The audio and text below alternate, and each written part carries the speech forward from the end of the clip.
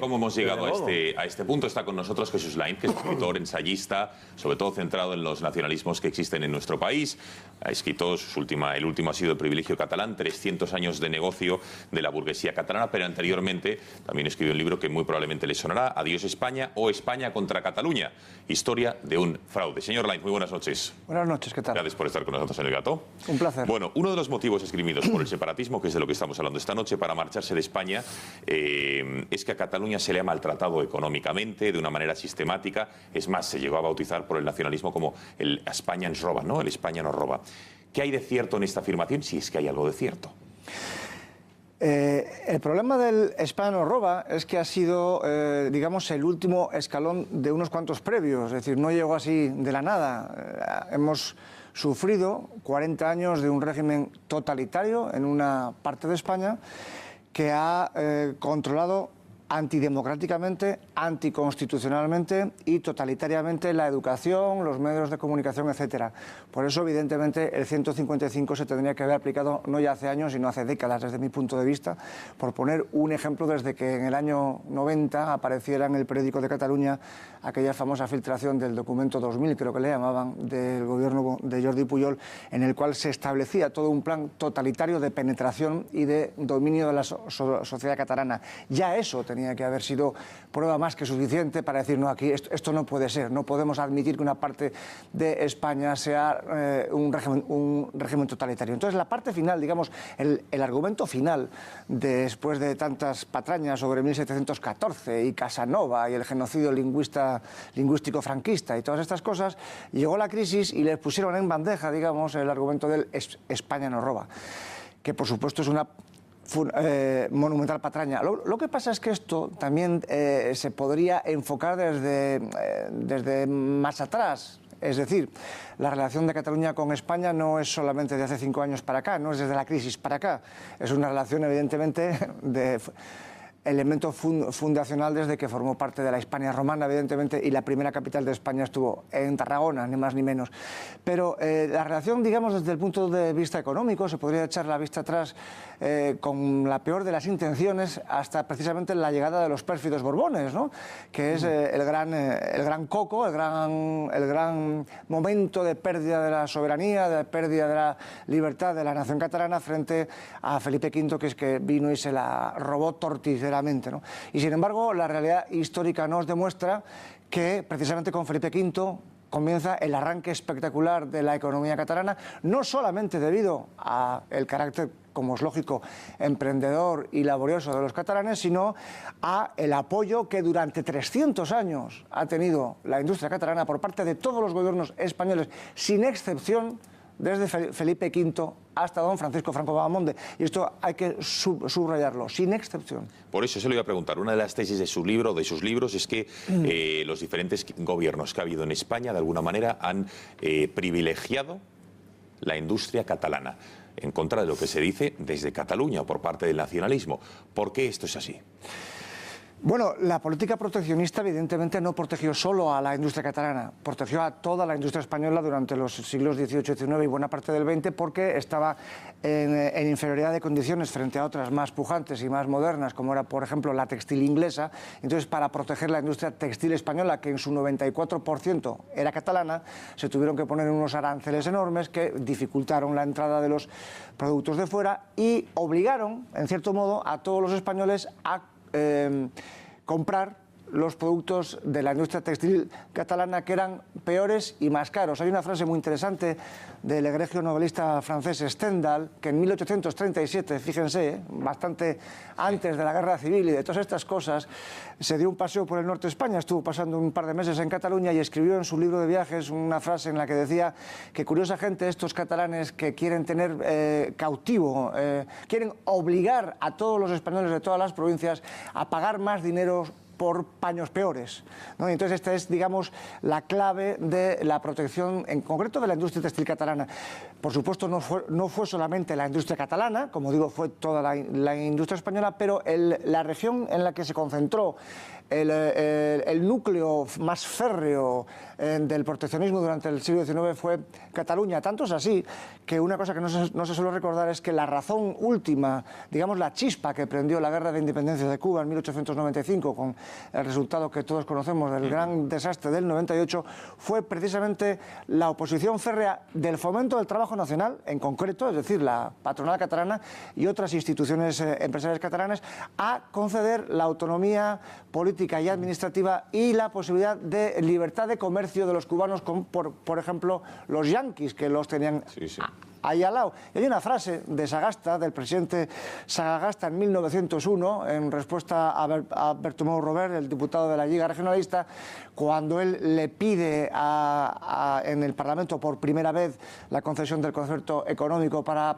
Cataluña, la autonomía política para Cataluña, y acusó a la administración española, a la mala administración española de la pérdida de Cuba. Le contestó Sagasta: señor Bartomeu Robert, Cuba se ha perdido en buena parte por el privilegio que ha gozado Cataluña durante décadas y que exasperó a los cubanos. Bueno, es cierto, otro manta nacionalista, ya que la tenemos aquí, señor Lainz, de que durante el franquismo, antes someramente ha hecho unas pinceladas Esparza, desde todos los puntos de vista se asfixió a Cataluña, sobre todo desde el cultural y el económico. ¿Se refiere solamente al régimen franquista? Sí, solo a eso, a la dictadura franquista. Desde el punto de vista económico, pues es evidente, ¿no? Los pobres catalanes tuvieron que emigrar a buscar trabajo a Soria y a Cuenca, que era donde tenían fábricas y donde podían ganarse el futuro, ¿no? Es decir, a mí me parece una patraña monumental. Es más, es curioso que se ha acusado incluso al franquismo de haber pergeñado un maquiavélico plan de disolución de la conciencia nacional vasca y catalana, promoviendo que los extremeños y los andaluces emigraran allí, de lo que habrá que deducir que también Franco quiso diluir el sentimiento nacional madrileño, el alemán, el francés, el suizo y el argentino, lugares donde fueron mucha más gente, muchos más emigrantes que a Cataluña. Y eso por la parte, digamos, económica. Bueno, podríamos también podríamos hablar de mil cosas, ¿no? Pero ya que tenemos poco tiempo y hay que ser raudos y fugaces como las centellas, cuando murió Franco en el año 75, Cataluña, que es el 6% del territorio nacional, contaba con el 45% de las autopistas.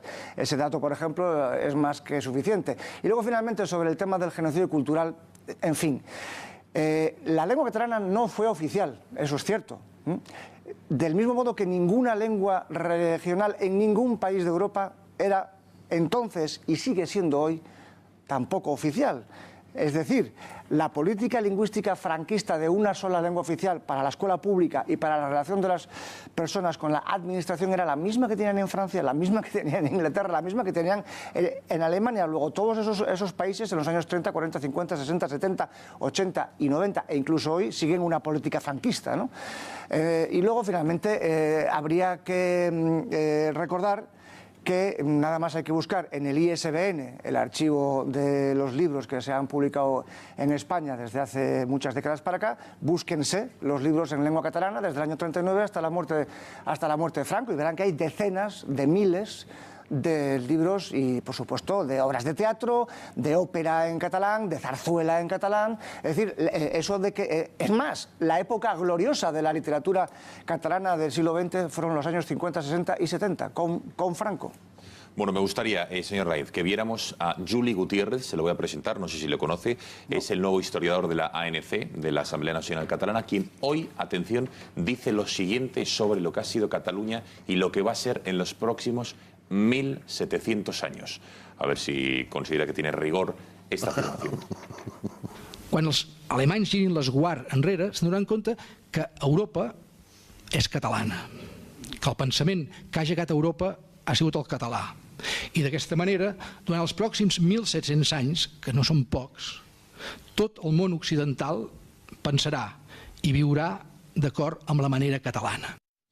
Bueno, lo hemos querido recortar porque era una exposición tanto más larga. Bueno, en fin, por cortesía de Dolça Catalunya. Pero bueno, ¿qué le parece afirmaciones como la de este señor y tantos otros historiadores cuando empezaron a decir que, bueno, Colón y tanta Cervantes y tanta gente eran catalanes? Hombre, esto es una manifestación más de la locura colectiva en que consiste el catalanismo. Es decir, si a esto le añadimos las locuras del camarada Cucurul, con eso de que Juan Sebastián Elcano era de Tarragona y Santa Teresa de no sé dónde y Cervantes de no sé cuál, si a eso le añadimos una famosa obra que el amigo francés Pujols, una de las más preclaras mentes del catalanismo de principios de siglo, en su libro La ciencia catalana, en el año 1918 dijo que algún día los catalanes, por ser hijos de la terra de la veritat, serían admirados en todo el mundo y tendrían todo pagado allá donde fueran, porque al catalán el mejor regalo que se le puede hacer cuando va de viaje es que el hotel les haga gratis. Conste que no son palabras mías, son palabras del señor Pujols, que queden claros. Entonces, este señor estaba absolutamente desquiciado, evidentemente, y dijo que eso, que los catalanes ya desde Raimundo Lulio eran los descubridores de la verdad sobre el hombre y sobre Dios, y por eso serían admirados en todo el mundo. Pero si echamos un poquito más atrás, nos vamos a 1880 y tantos, cuando Pompeyo Gener, otro de los primeros ideólogos del nacionalismo catalán, dijo que los castellanos éramos tontos por esencia, porque, bueno, yo no, que vivo en Santander, al borde del mar, me salvo, pero los que viven en la meseta tienen las neuronas mal constituidas por falta de kriptón, argón y neón y no sé qué otros gases que no hay en la meseta y sí la hay en las costas, y por eso los castellanos son indefectiblemente subnormales. Entonces, claro, todo esto juntado desde hace un siglo para hoy hace que el catalanismo político no solamente sea la aberrante doctrina que conduce a un golpe de Estado, sino un problema psiquiátrico. Totalmente. Bueno, señor Lainz, yo creo que ha quedado clarísimo. Ya por último, en menos de un minuto, me gustaría preguntarle si considera que el nacionalismo, una vez que ahora probablemente se aplique el 155, se intervenga todo aquello, ¿qué futuro prevé? Porque está claro que el independentismo antes era un nacionalismo que ha ido mutando, o siempre ha sido independentista, pero antes con una careta y ahora se la han quitado, pero desde luego no van a dejar de serlo. Con lo cual, ¿cuál es el futuro que usted prevé? Avui paciencia, demà independencia. Esto ya lo decían en las manifestaciones de los años 70, ¿no? Y el programa que le he dicho antes del año 90 bien claro lo demostraba, que era un proceso gradual de dominio totalitario de la población. El proceso, según parece, o según los estrategas separatistas, ha llegado a un punto de, no sé cómo llamarlo, maduración, y por lo tanto han dado el paso adelante de intentar romper cuando ya se ha conseguido el adoctrinamiento de un suficiente porcentaje de catalanes. Por cierto, es muy interesante el fenómeno paranormal de que según se baja en la pirámide de edad, se aumenta el voto separatista, que es debido al cambio climático, algo que han tomado con el Colacao, o a lo que han mamado evidentemente en la escuela y en los medios de comunicación. Esto evidentemente no se desarraiga. Si lo han sembrado, lo han regado y lo han recogido durante 40 años, en el mejor de los casos hará falta otros 40 años para hacer ver a estos niños catalanes que les han tomado el pelo, bueno, a estos niños y también a los adultos, que les han tomado el pelo, que se han reído de ellos y que les han manipulado. Y lo más interesante de todo, que cuando los empresarios separatistas han visto peligrar la cartera, la han llevado a Madrid y han dejado que la chusma se parta la cara por ellos. Cuando digo la chusma, no es desde mi punto de vista, evidentemente desde la punta de vista de ellos. Ahora vamos a dejar que la gente se rompa la cara en la calle mientras yo guardo mis ahorros en Madrid. Don Jesús Lainz, ha sido una charla francamente interesante. Le agradezco enormemente que haya estado esta noche en el Catalán.